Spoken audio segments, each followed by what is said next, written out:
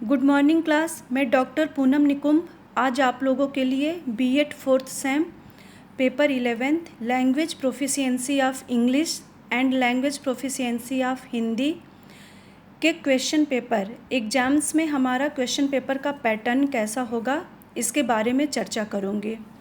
Students, आपको मैं यह बताना चाहूँगी कि इस सब्जेक्ट का जो क्वेश्चन पेपर है और सब्जेक्ट के क्वेश्चन पेपर से डिफरेंट होगा। ये दोनों पेपर 50-50 मार्क्स का होगा और इसमें यूनिट 1, यूनिट 2, यूनिट 3 होगा। यूनिट 1 जो है 10 मार्क्स का होगा, यूनिट 2 जो है 15 मार्क्स का होगा और यूनिट 3 जो है 25 मार्क्स का होगा। यूनिट 1 और 2 जो है ये सब्जेक्टिव होगा और यूनिट 3 जो है वो पूरा ग्रामर बेस्ड होगा। ये जो क्वेश्चन पेपर आप लोगों के लिए आएगा इसमें कोई भी चॉइस नहीं होगा। जितने प्रश्न दिए रहेंगे आपको पूरे प्रश्न अटैम्प्ट करने होंगे।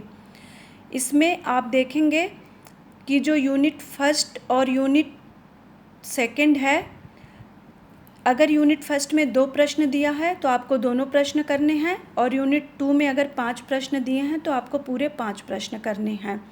जैसे लैंग्वेज प्रोफिशिएंसी ऑफ इंग्लिश का क्वेश्चन पेपर का पैटर्न होगा, सेम वही pattern language proficiency of Hindi का होगा। अब आइए हम थोड़ा सा चर्चा कर लेते हैं कि हमारा पेपर कैसा होगा और प्रश्न किस प्रकार के आ सकते हैं। आइए देखते हैं। यूनिट फर्स्ट का जो हमारा क्वेश्चन है, write down the nature of English language, ये क्वेश्चन फर्स्ट है। अगर क्वेश्चन सेकंड की बात करें तो ये क्वेश्चन है, throw light upon the need of English language in India. ये जो दोनों क्वेश्चन हैं ये 5 मार्क्स के हैं। आपको देखने से पता चलेगा कि हमने 2 ही क्वेश्चन लिखा है और आपको दोनों क्वेश्चन करना है। आप जब भी आंसर लिखेंगे अकॉर्डिंग टू 5 मार्क्स के लिए लिखेंगे और ये सब्जेक्टिव आपको लिखना है। यूनिट 2 देखिए तो इसमें क्या है, 5 क्वेश्चन है। देखिए 1, 2, 3, 4, 5। इसमें इस प्रकार के क्वेश्चन आ सकते हैं। प्रिपेयर अ रिपोर्ट, आपको एक रिपोर्ट तैयार करना है। टॉपिक कुछ भी हो सकता है, जैसे आपके कॉलेज में एनुअल फंक्शन हुआ हो और आपको उस पर रिपोर्ट तैयार करने के लिए बोला जाए। अनसीन पैसेज, एक पैसेज दे दिया गया रहेगा, उसमें आपको पैसेज को केयरफुली पढ़ना है और उस पैसेज से रिलेटेड जितने भी क्वेश्चन पूछे जाएंगे आपको उसका आंसर देना है। लेटर राइटिंग, आपको लेटर राइटिंग करना है। इसमें भी आपको टॉपिक दिया रहेगा, विषय दिया रहेगा, जो विषय पूछा जाएगा आप उससे रिलेटेड लेटर राइटिंग करेंगे। आगे है translate the following into English, आपको हिंदी के कुछ वाक्य दे दिए गए रहेंगे, उसको आपको इंग्लिश में ट्रांसलेट करना है। लास्ट है प्रेसिस राइटिंग, ये लेखन प्रक्रिया है। इसमें भी एक पैसेज दे दिया गया रहेगा और कुछ वर्ड्स दे दिए गए रहेंगे, आपको एक स्टोरी तैयार करनी रहेगी। इस प्रकार के क्वेश्चंस इसमें आएंगे। तो मेरे ख्याल से आपको ये क्लियर हो गया होगा कि इसमें भी केवल 5 प्रश्न पूछे गए हैं और आपको 5 पूरे करने हैं। ये यूनिट फर्स्ट और यूनिट सेकंड दोनों आपका सब्जेक्टिव है। अगर हम यूनिट 3 की बात करें तो यूनिट 3 जो है ये ऑब्जेक्टिव क्वेश्चन है। इसमें इस प्रकार के क्वेश्चन पूछे जा सकते हैं, रीराइट द सेंटेंस करेक्टली, कुछ सेंटेंस दे दिया गया होगा, उसको आपको करेक्ट फॉर्म में लिखना होगा। Underline verb in the sentence, एक सेंटेंस दिया गया होगा, उसमें आपको वर्ब जो है उसे अंडरलाइन करना होगा। Underline noun in the sentence, आपको सेंटेंस में नाउन को अंडरलाइन करना है। आपसे फिलअप्स पूछे जाएंगे, आपसे एंटोनिम्स पूछे जाएंगे, आपसे सिनोनिम्स पूछे जाएंगे, आपसे इडियम पूछे जाएंगे। मेरे कहने का तात्पर्य है कि आपको noun, pronoun, verb, adverb, adjective, preposition, पूरे ग्रामर का आपको नॉलेज होना चाहिए। अगर आप इतना ये सब बातों को ध्यान में रखेंगे तो आपका मेरे ख्याल से ये पेपर बहुत ही अच्छा होगा। और सेम इसी पैटर्न पे आपका हिंदी का क्वेश्चन पेपर भी होगा, लैंग्वेज प्रोफिशिएंसी ऑफ हिंदी। यहाँ आप एक चीज़ ध्यान दीजिए कि मैं आपको लैंग्वेज प्रोफिशिएंसी ऑफ इंग्लिश बता रही हूँ, साथ में लैंग्वेज प्रोफिशिएंसी ऑफ हिंदी के भी क्वेश्चन पेपर का चर्चा कर रही हूँ। वो मैं इसलिए कर रही हूँ क्योंकि इसका जो परीक्षा होगा वो एक ही दिन होगा। आप जब परीक्षा देने के लिए परीक्षा रूम में हॉल में बैठेंगे तो आपको पहले एक सब्जेक्ट, जैसे अगर लैंग्वेज प्रोफिशिएंसी ऑफ इंग्लिश पहले होगा तो उसका क्वेश्चन पेपर दिया जाएगा और आपको आंसर शीट दी जाएगी। आप 1.5 घंटे में इसे कंप्लीट करेंगे। ये 50 मार्क्स का है, तो आपका जो टाइम ड्यूरेशन है वो भी कम रहेगा। आपको 1.5 घंटे में एक क्वेश्चन पेपर को कंप्लीट करना है। जब आप कंप्लीट कर लेंगे, 1.5 घंटे हो जाएगा, तो आपसे आपकी आंसर शीट कलेक्ट कर ली जाएगी, आपको दूसरी आंसर शीट प्रोवाइड की जाएगी और आपको दूसरा क्वेश्चन पेपर दिया जाएगा। फिर आप उस पर लिखना शुरू करेंगे। अब आइए इसके भी क्वेश्चन पैटर्न को देख लेते हैं। जैसे हमारा लैंग्वेज प्रोफिशिएंसी ऑफ इंग्लिश रहा है, सेम वैसे ही हिंदी का रहेगा। इसमें भी unit first, unit second, unit third है।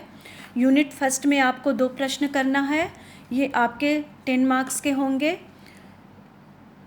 क्वेश्चन 1 और क्वेश्चन 2 दोनों 5-5 मार्क्स का होगा। इसमें भी आपके लिए चॉइस नहीं है, आपको जितने प्रश्न पूछे जाएंगे उतने के पूरे आंसर देने हैं। इसमें प्रश्नों का प्रकार इस प्रकार हो सकता है: भाषा किसे कहते हैं, भाषा की प्रकृति को स्पष्ट कीजिए। या इस प्रकार के भी प्रश्न पूछे जा सकते हैं: हिंदी भाषा की प्रमुख विशेषताओं का उल्लेख कीजिए। ये 10 मार्क्स का होगा। यूनिट 2 अगर देखते हैं तो देखिए इसमें भी 1, 2, 3, 4, 5 है। 5 क्वेश्चन है, प्रत्येक क्वेश्चन 3 मार्क्स का है, मतलब यूनिट 2 जो है आपका 15 मार्क्स का होगा। इसमें सार लेखन है, प्रार्थना पत्र है, पत्र व पत्रों के प्रकार हैं, भाषा रूपांतरण के नियम हैं, अपठित गद्यांश है। अगर सार लेखन की बात करें तो आपको एक विषय दे दिया गया रहेगा और होगा कि आप इस पर एक प्रतिवेदन तैयार कीजिए। जैसे अभी देखें, एकदम लेटेस्ट आपसे बात करें तो कोविड-19 का जो प्रभाव है उसमें आपको इस तरह से भी एक प्रतिवेदन तैयार करने के लिए बोला जा सकता है कि हमारा जो फर्स्ट लॉकडाउन था उसका इफ़ेक्ट कैसा रहा, इस पर आप एक प्रतिवेदन तैयार करिए। ये मैं आपको समझाने के लिए बता रही हूँ। सेकंड हमारा है प्रार्थना पत्र। आपको प्रार्थना पत्र लिखना है। इसमें भी आपको विषय दे दिया गया रहेगा। जैसे आप जहाँ पर रहते हैं उस नगर में कोई बीमारी फैली हुई है और आपको स्वास्थ्य अधिकारी को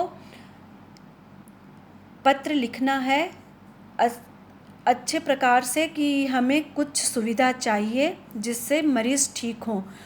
तो इस तरह के टॉपिक से रिलेटेड आपको पत्र तैयार करना पड़ेगा। पत्र व पत्रों के प्रकार, इसमें आपसे ये पूछा जा सकता है कि पत्र किसे कहते हैं, पत्र कितने प्रकार के होते हैं, औपचारिक पत्र किसे कहते हैं, अनौपचारिक पत्र किसे कहते हैं, भाषा रूपांतरण के नियम क्या हैं, भाषा रूपांतरण के उद्देश्य क्या हैं, भाषा रूपांतरण अर्थात अनुवाद। फिर इसमें अपठित गद्यांश है। अपठित गद्यांश को आप बहुत अच्छे से पढ़ लेंगे। फिर इसमें जो भी प्रश्न पूछे जाएंगे आपको उसका उत्तर लिखना होगा। ये यूनिट फर्स्ट और यूनिट सेकंड जो है पूरा सब्जेक्टिव है। यूनिट थर्ड, जैसे आपका लैंग्वेज प्रोफिशिएंसी ऑफ इंग्लिश का क्वेश्चन पेपर मैंने कहा ये पूरा ग्रामर बेस्ड होगा। Same language proficiency of Hindi, ये भी आपका पूरा ग्रामर बेस्ड होगा। इसमें इस प्रकार के प्रश्न पूछे जा सकते हैं: संज्ञा किसे कहते हैं, सर्वनाम किसे कहते हैं, क्रिया किसे कहते हैं, विशेषण किसे कहते हैं, या संज्ञा, सर्वनाम, विशेषण ये कितने प्रकार के होते हैं, भाववाचक संज्ञा का उदाहरण दीजिए, जातिवाचक संज्ञा का उदाहरण दीजिए। फिर इसमें इस प्रकार के प्रश्न पूछे जा सकते हैं: वाक्य किसे कहते हैं, संयुक्त वाक्य किसे कहते हैं, उपवाक्य किसे कहते हैं। आपके लिए मुहावरों का प्रयोग पूछा जा सकता है, विलोम शब्द पूछा जा सकता है, पर्यायवाची शब्द, समास विग्रह। समास विग्रह में समास विग्रह कई प्रकार से पूछा जा सकता है। एक तो ये हो सकता है कि समास विग्रह से आप क्या समझते हैं और समास विग्रह कितने प्रकार का होता है इसे समझाइए। या कुछ शब्द दे दिए गए होंगे, जैसे नीलांबर, आपसे इसमें ये चीज़ कहा जाएगा कि इसका आप विग्रह कीजिए और कौन सा समास है उसका नाम लिखिए। फिर अपठित गद्यांश है। आप यहाँ पर ध्यान दीजिए, मैं यूनिट 2 में भी अपठित गद्यांश लिखी हूँ और यूनिट 3 में भी अपठित गद्यांश लिखी हूँ। तो यहाँ पर मैं आपको ये बताना चाहूँगी कि अपठित गद्यांश जो है ये किसी भी प्रकार से पूछा जा सकता है। आप खूब अच्छे से पढ़िए। एक तो होता है कि अपठित गद्यांश दिया गया है और आपसे ये पूछा जाएगा कि इसका जो सार है उसे आप अपने शब्दों में लिखिए, या इसका उचित शीर्षक क्या होगा, या अपठित गद्यांश में कुछ लाइन अंडरलाइन कर दिया जाता है कुछ शब्द के नीचे और उसका आप अर्थ लिखिए, या जो प्रश्न पूछा जाएगा उसका अर्थ लिखिए। इस प्रकार से आपसे प्रश्न पूछे जा सकते हैं। मुझे लगता है कि आप अगर language proficiency of English and language proficiency of Hindi इस प्रकार से प्रश्न तैयार करेंगे तो आपको निश्चित ही परीक्षा देने में सुविधा होगी। और अगर आपको मेरा वीडियो पसंद आए तो आप इसे लाइक कीजिए, सब्सक्राइब कीजिए और डाउट होने पे आप कमेंट सेक्शन में जाकर आप कमेंट्स कीजिए, जिससे मैं आपकी प्रॉब्लम को सॉल्व कर सकूं और आपके लिए आगे दूसरा वीडियो अपलोड कर सकूं। धन्यवाद।